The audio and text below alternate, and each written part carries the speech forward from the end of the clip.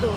Yang saya hormati Bapak dan Ibu penguji uji kinerja mahasiswa PPG dalam jabatan Transformasi Plus Kementerian Agama Republik Indonesia LPTK IAIN Sultan Amai Gorontalo B1 tahun 2025. Perkenalkan, nama saya Hadiah Sari, saya guru SKI di MTS Syekh Kuro Al-Alawi, Kota Baru, Kabupaten Karawang, Jawa Barat. Saya adalah mahasiswa pendidikan profesi guru dalam jabatan Kementerian Agama Republik Indonesia B1 tahun 2025 di LPTK IAIN Sultan Amai Gorontalo dengan NIM 24712510072. Pada hari ini, Jumat tanggal 9 Mei 2025, saya akan melaksanakan praktek pembelajaran dalam rangka penilaian uji kinerja dengan menggunakan model pembelajaran problem based learning pada materi Khulafaur Rasyidin di kelas 7. Terima kasih, mohon arahan dan dukungannya dan selamat menyaksikan. Wassalamualaikum warahmatullahi wabarakatuh.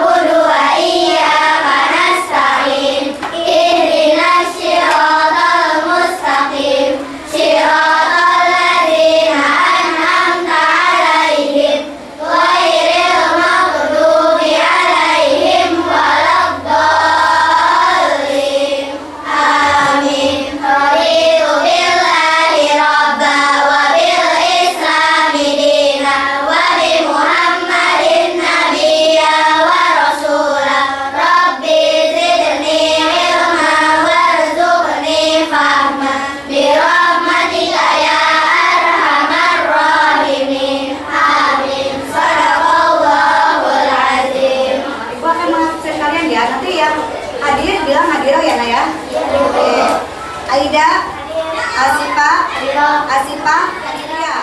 Masuk semua ya?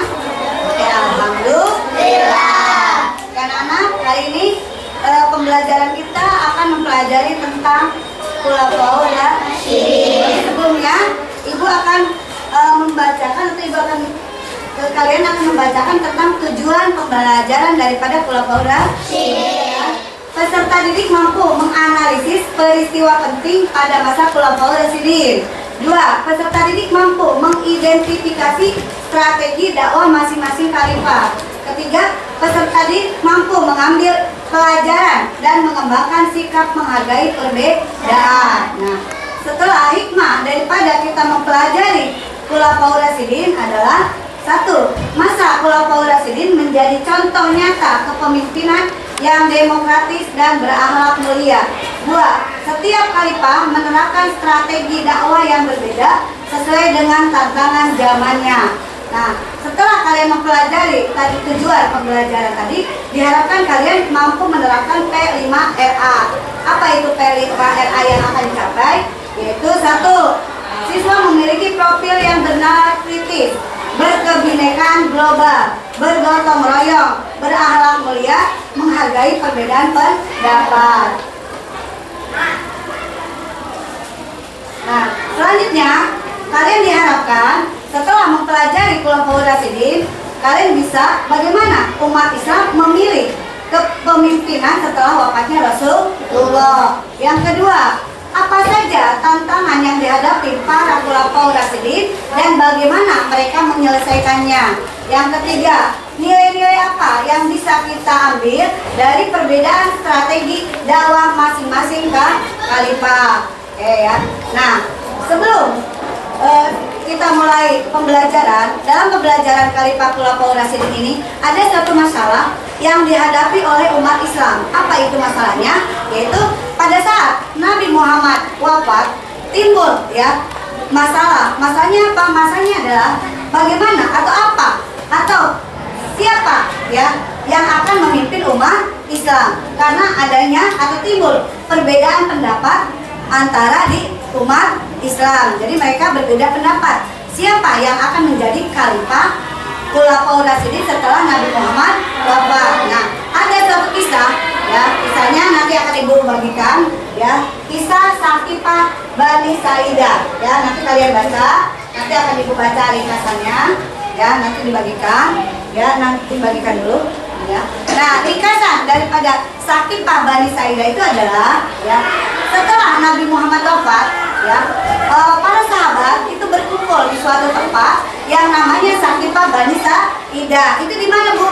Itu di Madinah pada tahun 632 Masehi. Para sahabat berkumpul untuk membahas siapa yang akan menjadi pemimpin umat Islam. Nah, peristiwa Sakifah Bani Saidah adalah peristiwa yang sangat besar ya.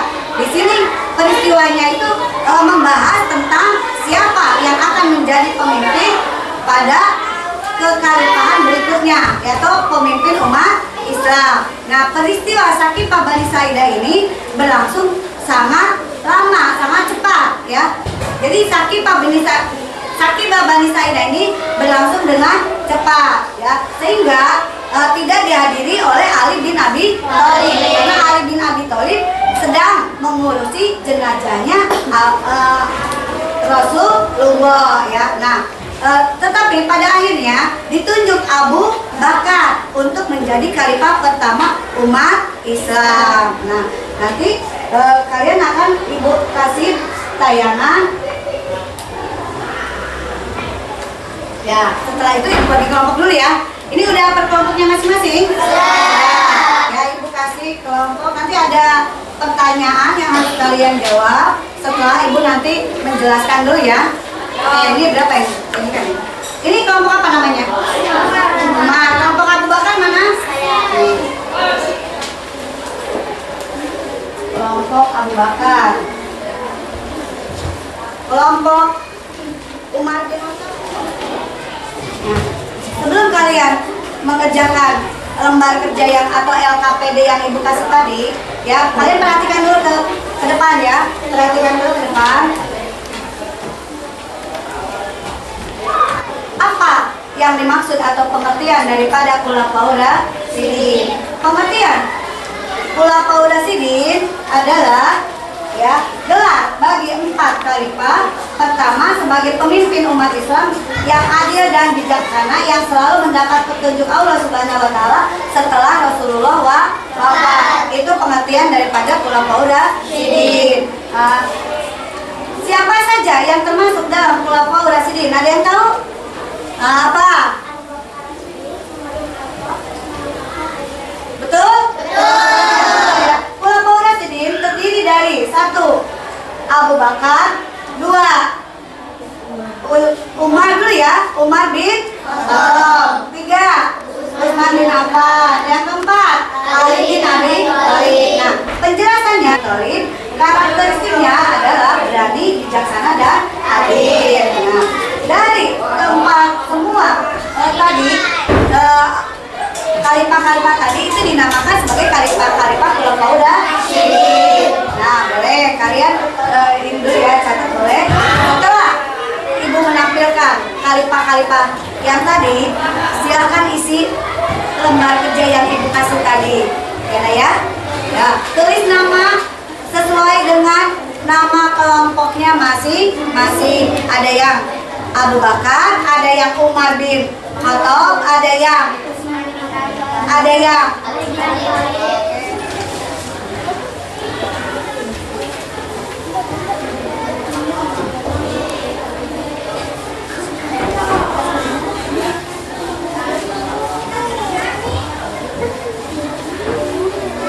ada nama Abu Bakar atau Utsman, itu yang diisi ya.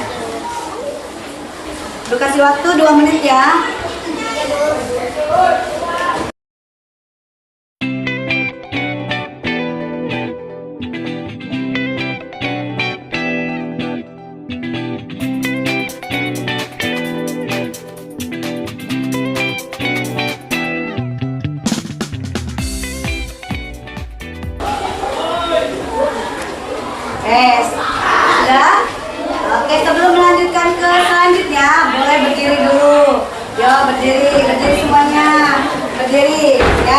pengen ngetes kefokusan kalian. Ya. Oke. Selamat pagi. Selamat siang. Selamat sore. Selamat malam. Nah, sekali lagi ya. Selamat pagi. Selamat siang. Selamat sore. Selamat malam. Silakan duduk kembali ya. Nah, sekarang dikumpulkan ya, mana itunya, lembar kerjanya. Ayo dikumpulkan.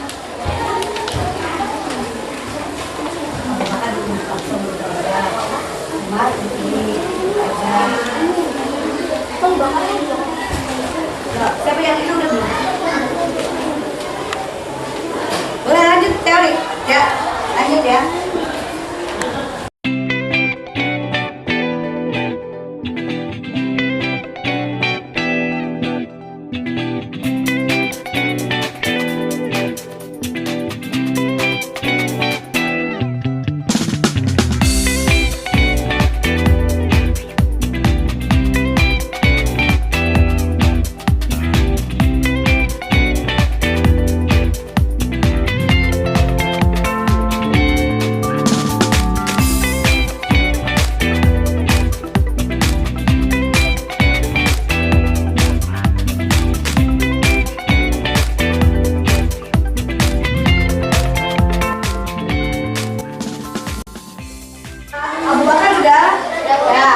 Silakan mempresentasikan hasil diskusi kalian. Assalamualaikum warahmatullahi wabarakatuh. Waalaikumsalam warahmatullahi wabarakatuh. Saya dari perwakilan kelompok Abu Bakar ingin mempresentasikan hasil lembar kerja yang sudah kami diskusikan bersama. Jelaskan cara pemilihan Abu Bakar As-Siddiq sebagai khalifah. Kemudian ditunjuk secara langsung. 2. Perhatikan strategi dakwah antara Abu Bakar As-Siddiq dengan Umar bin Khattab. Jawabannya ialah Abu Bakar ditunjuk langsung, sedangkan Umar ditunjuk. Teladanan sikap Abu Bakar yaitu ialah jujur. Lalu penerapan dalam kehidupan sehari-hari ialah kita harus selalu jujur. Sekian dari saya. Wassalamualaikum warahmatullahi wabarakatuh. Ya, berarti semua udah berpresentasi kan? Sudah. Ya, Ibu harapkan dengan presentasi tadi kalian juga memahami ya tentang materi kelompok As-Siddiq. Selanjutnya, ya setelah siswa berpresentasi, selanjutnya kita menganalisis atau mengevaluasi tentang materi kelompok As-Siddiq. Ya, apa yang harus kita evaluasi? Yang pertama adalah apakah solusi yang diambil oleh kelompok As-Siddiq sesuai dengan nilai-nilai Islam. Ya, kita menganalisis dan mengevaluasi proses pemecahan masalah. Nah, masalahnya apakah solusi yang diambil oleh kelompok As-Siddiq sesuai dengan nilai-nilai Islam? Siapa yang mau jawab? Saya, Bu. Oke, yuk berdiri nak. Yuk berdiri. Ya, sesuai. Karena kepemimpinannya sangat bertanggung jawab. oke, kasih tepuk tangan dulu. Nah, setelah itu kita akan menyimpulkan. Ya. Nah, kesimpulan siapa yang bisa? Saya, Bu. Oke, apa nak?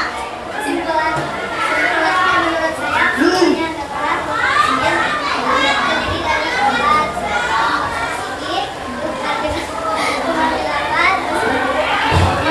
bin Khattab, Utsman bin Affan, dan Ali bin Abi Thalib. Coba siapa lagi itu kurang satu lagi? Ya, satu lagi siapa? Ayo Olet. Ayo. Saya, Bu. Ayo. Pemimpin yang diberi petunjuk oleh Allah Subhanahu Pemimpin yang diberi petunjuk oleh Allah Subhanahu wa Ta'ala. Oke, bagus ya. Oke ya. Kesimpulannya adalah ya, kelompok As-Siddiq itu terdiri dari 1, 2, 3, 4.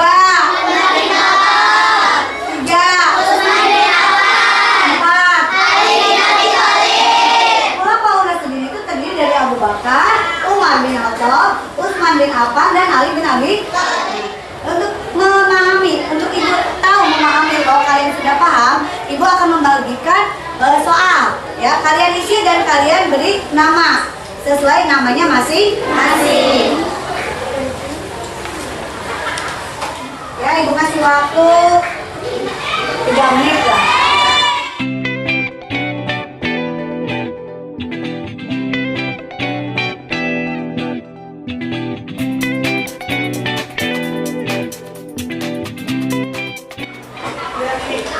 Ya, kalau sudah dikumpulkan. Ya, dikumpulkan. Ya, untuk kalian tugas di rumah, ya, coba silakan catat, ya. Buat peta konsep,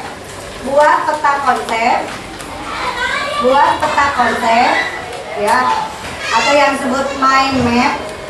Buat peta konsep atau mind map tentang Pulau Paura Sidin. Nanti dikumpulkan, ya, pas pelajaran ibu lagi. Nah, ya, berarti pembelajaran untuk Pulau Paura Sidin, ibu rasa kalian sudah paham, ya. Ya. Sebelum kita mengakhiri materi Pulau Paura Sidin, ya, kita bersama-sama untuk mengucapkan alhamdulillah. Siapa yang memimpin berdoa dulu? Ayo, Kasa.